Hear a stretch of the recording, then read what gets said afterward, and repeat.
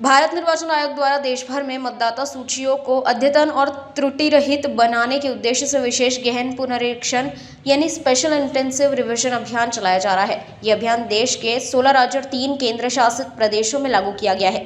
नागपुर जिले में इसकी शुरुआत 20 जून 2026 से की गई है। अभियान के तहत नए मतदाताओं का पंजीकरण, पात्र नागरिकों के नाम जोड़ने, मृत या स्थानांतरित मतदाताओं के नाम हटाने तथा मतदाता सूची में आवश्यक सुधार किए जा रहे हैं। इस संबंध में नागपुर के जिलाधिकारी कुमार आशीर्वाद ने पत्रकार परिषद आयोजित कर विस्तृत जानकारी दी। उन्होंने नागरिकों से मतदाता सूची में अपना नाम और विवरण जांचने तथा आवश्यक सुधार समय पर करने की अपील की है, ताकि चुनाव प्रक्रिया अधिक पारदर्शी और सटीक बन सके। जवळपास आमच्याकडे 46 लाख वोटर आहेत आणि प्रत्येकासाठी नोंद 92 लाख आम्हाला छपाई करायची होती। 92 लाख ये फॉर्मची जी छपाई आहे ते 27 तारीखपर्यंत 27 रात्रीपर्यंत संपेल। तर 20 जून पासून 29 जून पर्यंत शिक्षण आणि छपाईचा कालावधी होता, तो आता सुरू आहे। 27 जून पर्यंत पूर्ण संपेल।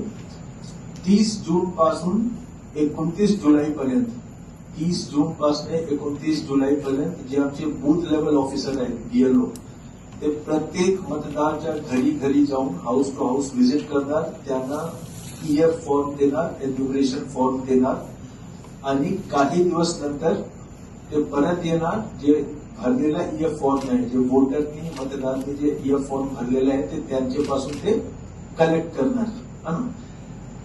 नियमप्रमाणे एक वेळी ईएफ फॉर्म, एन्युमरेशन फॉर्म वोटरला दिल्यानंतर त्यांना किमान तीनदा त्यांच्या घरी व्हिजिट करायचे। ते फॉर्म परत, जे भरलेला फॉर्म आहे, जे वोटरनी भरलेला आहे, ते परत कलेक्ट करायला 3दा त्यांना व्हिजिट करायचे। 30 जून पासून 29 जुलै जसं मी सांगितलं हाऊस टू हाऊस व्हिजिट होईल हे फॉर्म डिस्ट्रीब्युशन आणि कलेक्शनसाठी। 5 ऑगस्टला प्रारूप मतदार यादी आपण पब्लिश करणार आहोत। 5 ऑगस्टला प्रारूप मतदार यादी पब्लिश करणार आहोत।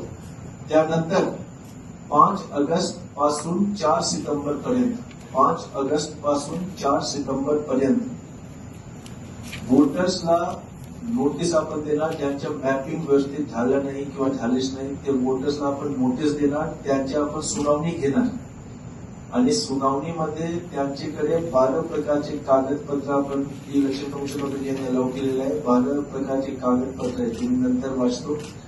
ते कागदपत्र घेऊन त्यापैकी कोणत्याही एक जर कागदपत्र असेल तर कागदपत्र घेऊन ते सुनावणीमध्ये वोटरला यायचे आणि त्यानंतर आपण निर्णय घेणार की त्यांचे नाव मतदार यादीमध्ये समाविष्ट करायचे किंवा नाही आहे। तर 5 ऑगस्ट पासून 4 सप्टेंबरला जे वोटर्स आहेत ज्यांची मॅपिंग व्यवस्थित झाली नाही किंवा झालीच नाही त्यांना नोटीस आपण देऊ आणि त्यांना संधी असेल की तुम्ही येऊन तुमचे कागदपत्र सुनावणीमध्ये सादर करावे।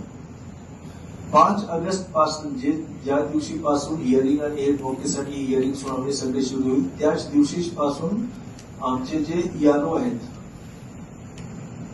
ते आणि एईआरओ हे अधिकारी आहेत ते जजमेंट पण देतील, निर्णय पण देतील। पण जसं मी सांगितलं की 4 सप्टेंबर पर्यंत सुनावणीच्या संधी होईल, म्हणून 3 ऑक्टोबर पर्यंत 5 ऑगस्ट पासून 3 ऑक्टोबर पर्यंत त्यांना संधी असेल की तुम्ही निर्णय त्यावर घ्यावे, जेवढे सुनावणी तुम्ही घेतल्या, जेवढे तुमच्याकडे क्लेम्स आणि ऑब्जेक्शन झालेले आहेत। 3 ऑक्टोबरला शेवटची डेट आहे, सर्व निर्णय तोपर्यंत त्यांना द्यायचे आणि 7 ऑक्टोबरला अंतिम मतदार यादी पब्लिश होणार आहे। आता जसं मी सांगितलं की 30 जून पासून आमचे बीएलओ घरी जाणार 29 जुलै पर्यंत। नागपूर जिल्ह्याचे सर्व नागरिक, सर्व मतदार, आपल्याला माझी विनंती असेल जिल्हाधिकारी म्हणून की आपण बीएलओचे सहकार्य करावे। जेव्हा ते आपल्या घरी येत आहे आपली जे पण माहिती आहे ती माहिती त्यांना द्यावी, ईएफ फॉर्म भरून द्यावी त्यांना, बरोबर। ते जसं मी सांगितलं की ते 3दा कलेक्ट करायला त्यांना यायचे आहे। पण तरी सुद्धा सर्व मतदार, सर्व नागरिकांना माझी विनंती आहे की त्यांच्यासोबत जर कोऑर्डिनेशन आपण ठेवला की मी एवढा दिवस घेणार ते सर्व माझ्या ईएफ फॉर्म, माझ्या माहिती भरण्यासाठी तुम्ही अमुक दिवस तुम्ही या, एकच व्हिजिटमध्ये ते फॉर्म आपण कलेक्ट करू शकता, त्याला 3दा व्हिजिट करण्याची आवश्यकता राहणार नाही।